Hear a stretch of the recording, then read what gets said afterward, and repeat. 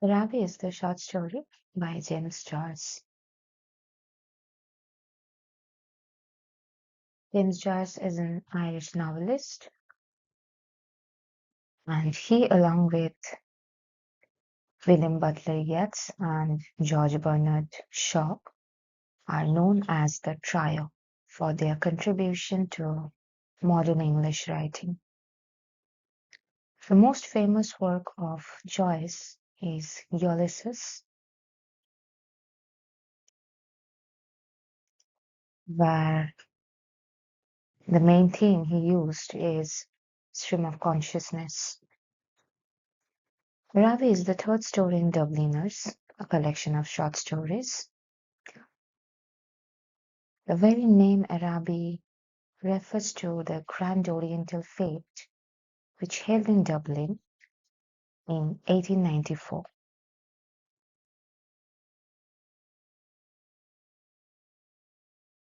Let's begin the story.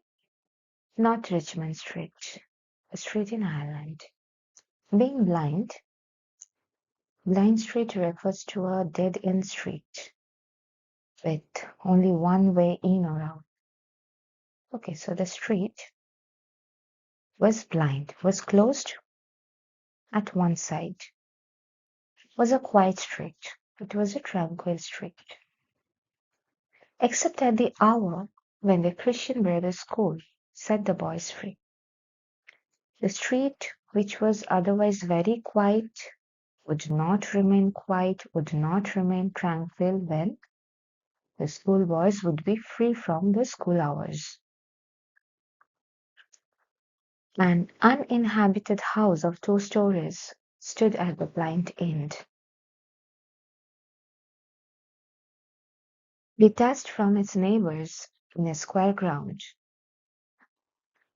a house of 2 stories was at the end of the street.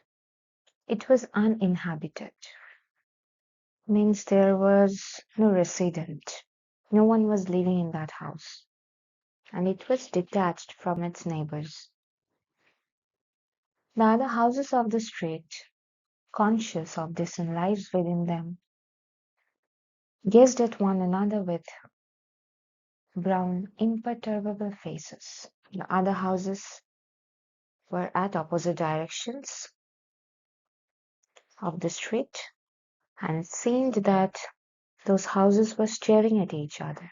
Those were gazing at each other. Now, a house cannot gaze, but the people who live inside the houses, they can gaze at each other.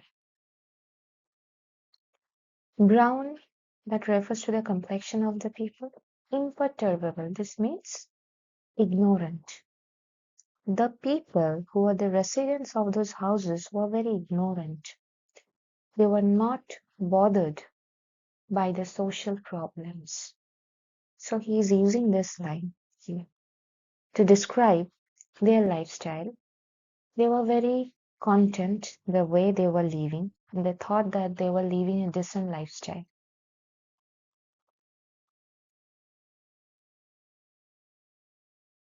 The former tenant of a house, a priest, had died in the back drawing room. The previous tenant of the narrator's house was a priest who died.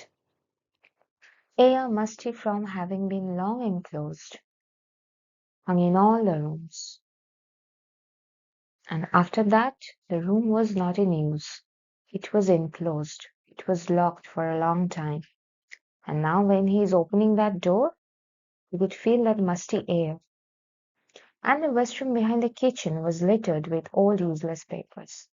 And the room, which was just behind the kitchen, there were so many useless papers and that were littered, that were scattered in a messy way.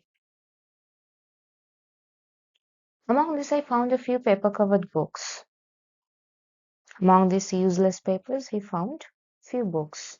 The narrator found a few books, the pages of which were curled and damp. Those books were there for a long time, and so its pages were curled, its pages were damp. They're bought by Walter Scott, The Devout Communicant, and the Memoirs of Vidocq. So he is mentioning Three names of three different books. The first one is The Abbot, which is a historical novel by Sir Walter Scott. The second one is The Devout Communicant, which is a religious book. And the third one is Memoirs of Vidocq, which is the autobiography of Vidocq. I like the last best because its leaves were yellow. The last one was the best one, in his opinion. Why? Because its leaves were yellow. Because it was a very old book. And if you notice that you would see the old books, those pages turns yellow. The wild garden behind the house contained a central apple tree. The garden which was behind the house, there was an apple tree at the center and a few straggling bushes. A few bushes which spread out in a scattered way, under one of which I found the late tenant's rusty bicycle pump. That garden, under one of the bushes, he found a rusty bicycle pump. He had been a very charitable priest. He was a very kind priest. In his will, in his property will, which is a legal document, he had left all his money to institutions. He had given all the money to institutions and the furniture of his house to his sister. And whatever furniture he had in his house, he had offered those things to his sister.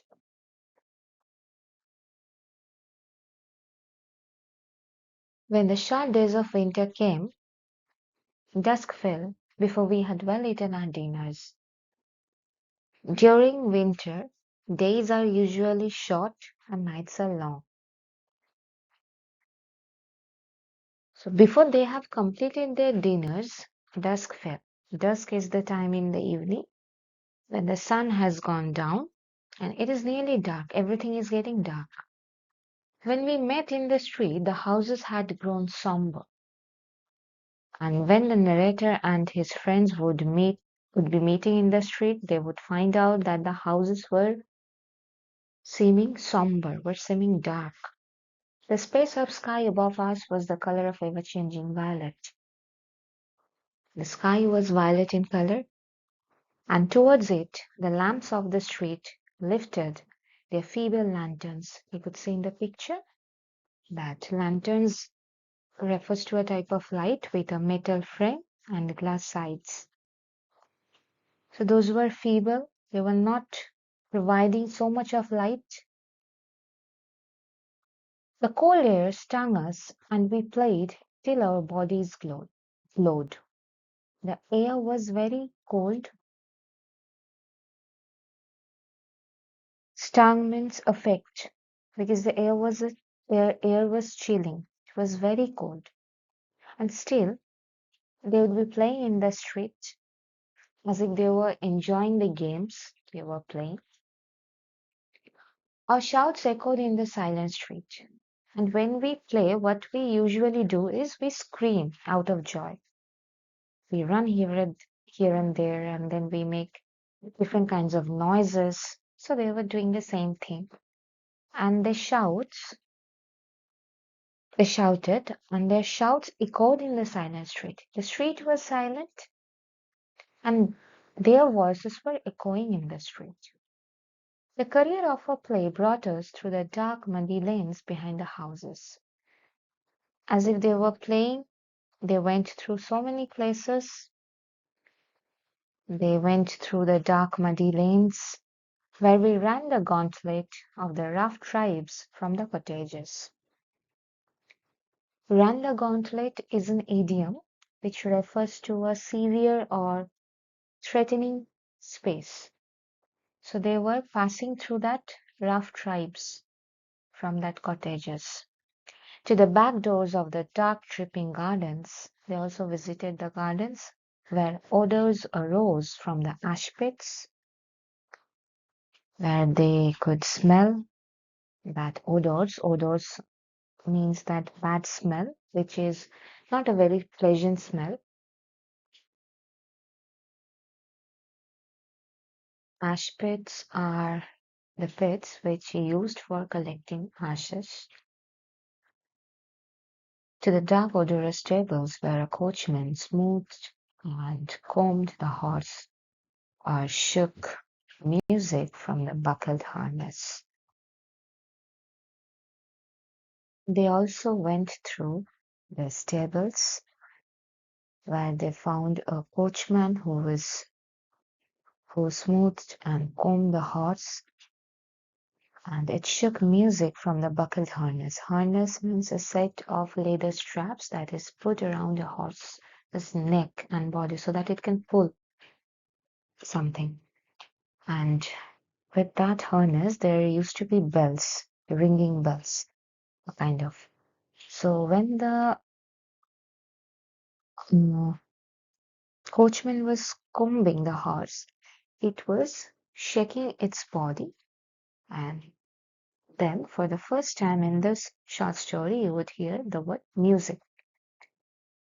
So he shook music, different sound. When we returned to the street, light from the kitchen windows had filled the areas. After all this was done, after their play was over, we returned to the street. They got back to the street.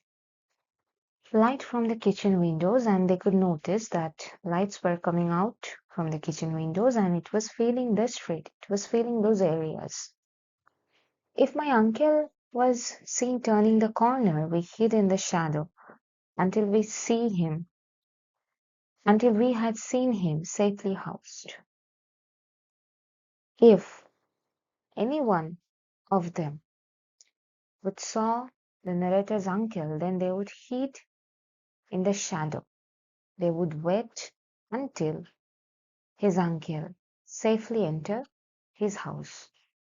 Or if Mangan's sister came out on the doorstep to call her brother in to his tea, we watched her from our shadow peer up and down the street.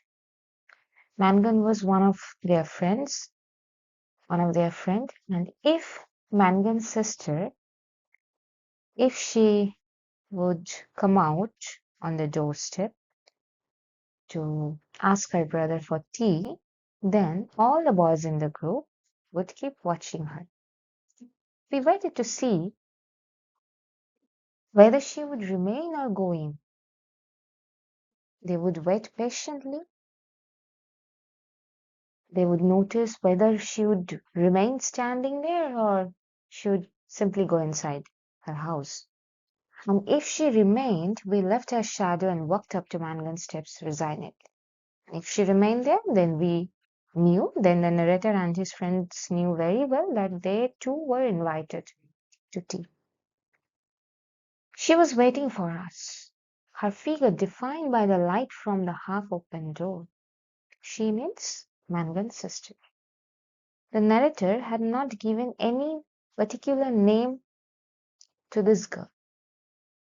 She is referring to her all the time as Mangan's sister.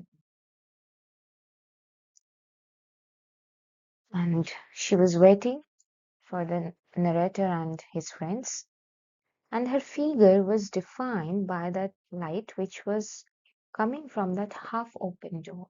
Her brother always teased her before he obeyed. The normal relationship between siblings, they hardly respect each other. There is always a playful teasing between siblings. So he is saying that her brother always teased her. And I stood by the railings looking at her. The narrator was mesmerized by the beauty of the girl. She stood by the railings and he stood by the railings and he was simply looking at her. Her dress swung as she moved her body, and the soft rope of her hair tossed from side to side. As she was moving her body, as she was making a movement, her dress was also moving with her, and the soft rope of her hair that was also tossing from one side to the other. A very poetic description the narrator has given.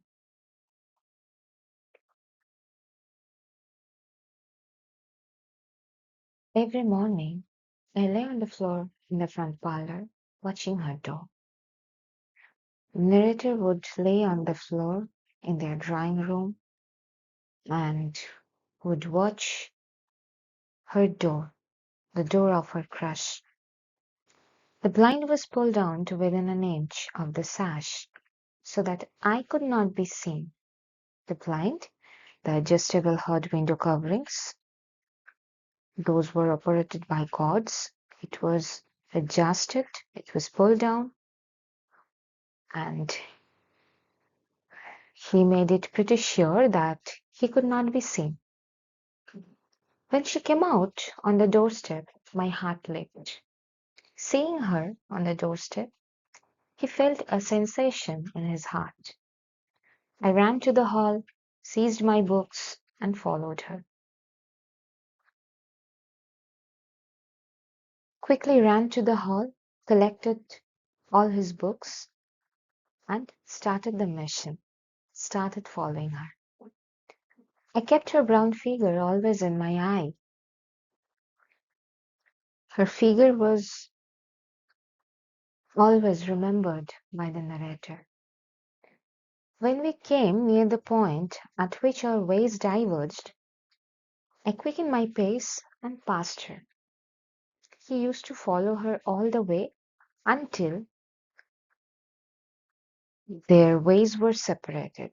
And the moment he would notice that now he have to go to one way and the girl would go to the other way, then he would quickly overtake her and followed his own way. This happened morning after morning. This was the usual routine. It happened every morning.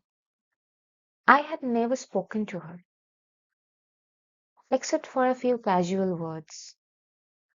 They never had a conversation. Only they had exchanged a few casual words, and yet her name was like a summons, her name was like a calling to all my foolish blood. Though they do not have any conversation, still there was something that he felt a deep sensation in his heart. Her image accompanied me even in places most hostile to romance. Hostile means unfriendly. The place where no one would think of anything romantic. Even in those places, he could clearly remember her image, her figure. On Saturday evenings, when my aunt went marketing, I had to go to carry some of the parcels. He accompanied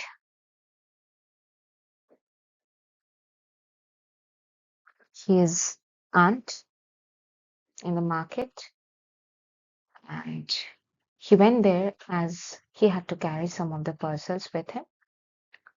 We walked through the flaring streets. The streets were very crowded. It was full of people, jostled by drunken men and bargaining women.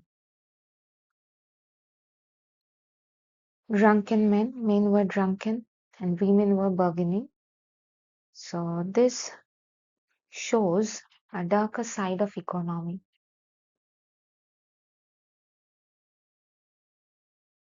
or a society,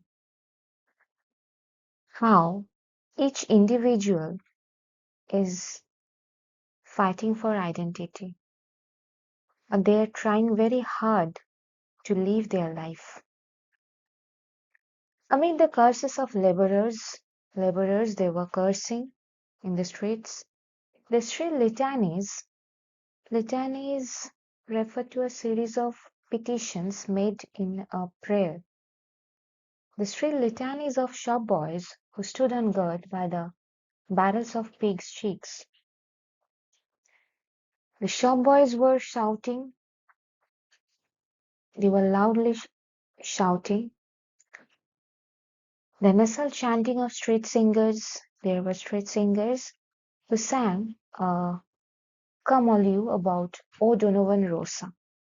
This is the ballad, Come All You, and O'Donovan Rosa.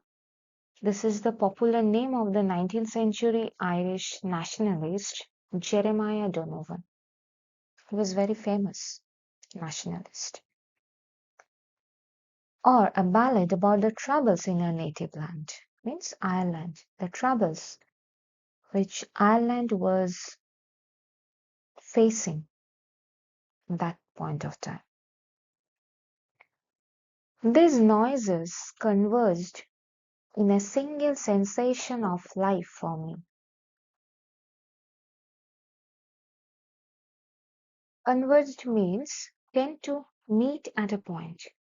You could see in the picture that all these lines are coming together from different directions and they're merging into one. They're meeting at a particular point.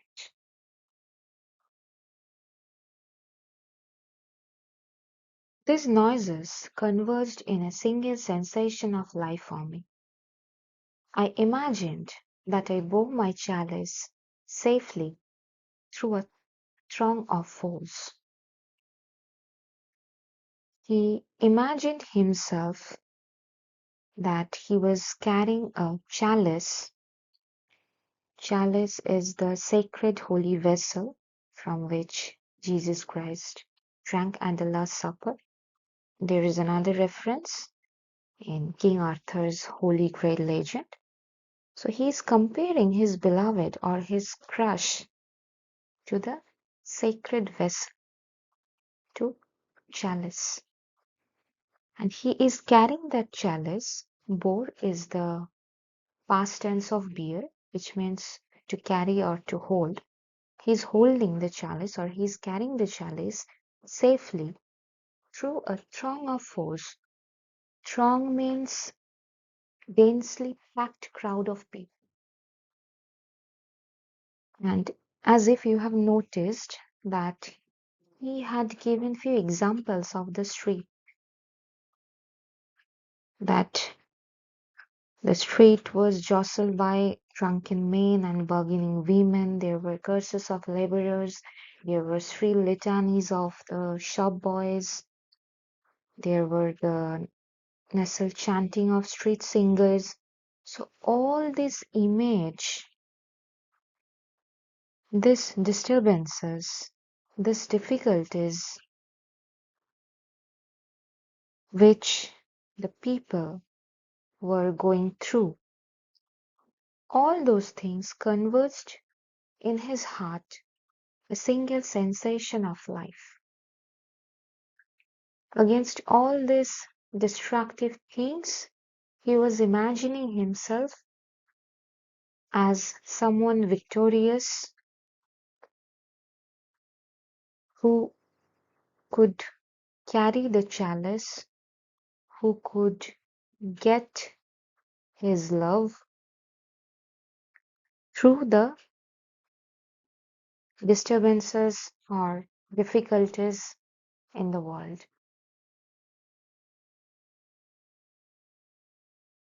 Her name sprang to my lips at moments in strange prayers and praises which I myself did not understand. Her name would suddenly come to my lips during prayers and praises. He did not even understand why he was doing the thing. My eyes were often full of tears. I could not tell why. And at times a flood from my heart seemed to pour itself out into my bosom. He was feeling a deep sensation in his heart for his crush. He was an adolescent boy and who was feeling all these sensations for the first time in his life. And he could not explain all these feelings in words. He could not understand why he was behaving the way he was behaving. I thought little of the future. He did not had very disturbing thoughts of the future. He stopped thinking about the future. I did not know whether I would ever speak to her or not. He didn't even know whether they are going to have a conversation or not, or if I spoke to her, how I could tell her of my confused adoration.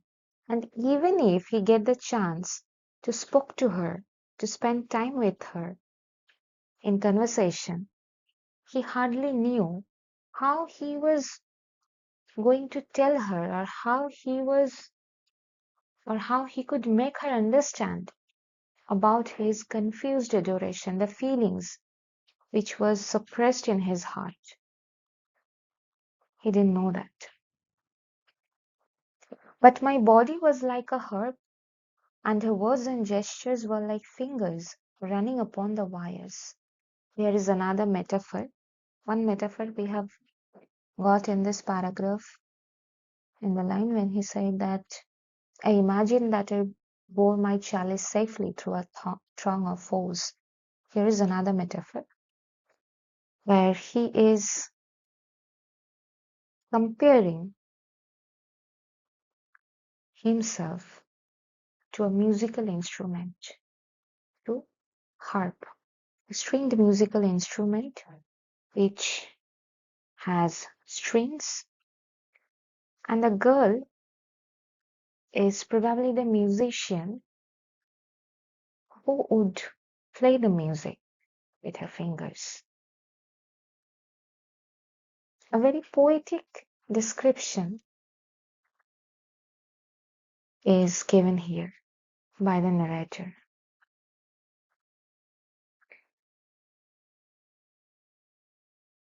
One evening, I went into the back drawing room in which the priest had died. At the very beginning of the short story, he said he talked about the drawing room, and now he is saying that one evening he went there. It was a dark, rainy evening, and there was no sound in the house. It was an evening. It was raining heavily outside. There was no other sound in the house.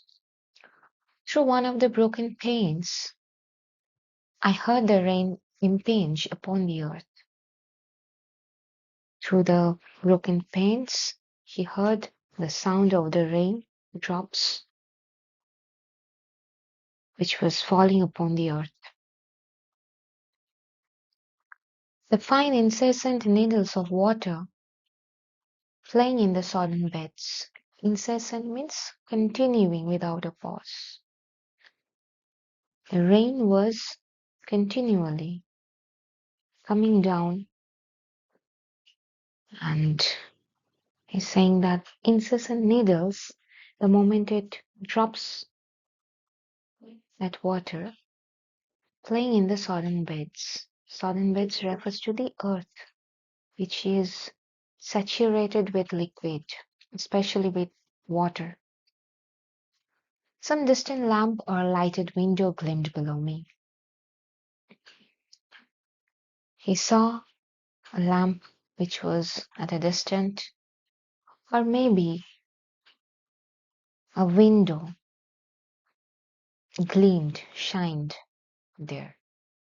I was thankful that I could see so little. It was raining continuously, and he could see very little due to the rain. All my senses seemed to desire to veil themselves. All my senses, the feelings or the sensations he was having in his heart, everything was desiring to cover themselves, to wrap themselves up, and feeling that I was about to slip from them, as if he was sleeping. He could not control them.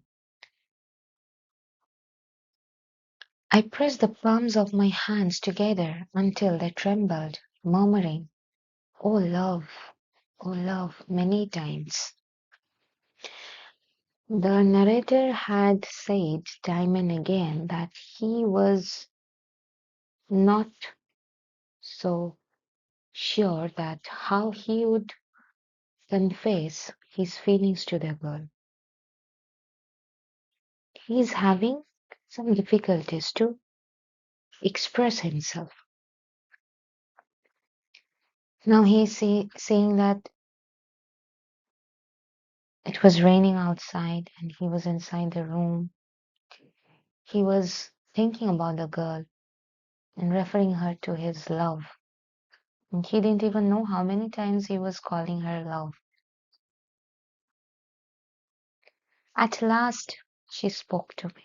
Finally, the time has come when they had a conversation. When she addressed the first words to me, I was so confused that I did not know what to answer. He was so much in confusion. He didn't know how to answer her or what he should answer. She asked me, was I going to Araby? The question she asked, Mangan's sister asked, was if the narrator was going to Araby. You know, Araby is the grand Oriental faith we have discussed at the beginning of the short story. And the girl asked if the narrator was going to that Oriental market, the Oriental bazaar. I forgot whether I answered yes or no. This has happened with many people. So that was the same thing which happened to the narrator. He could not remember clearly whether he said yes or no. It would be a splendid bazaar, she said. She would love to go. In the opinion of the girl, it would be a splendid bazaar. And she had a desire that if she had a chance to visit there.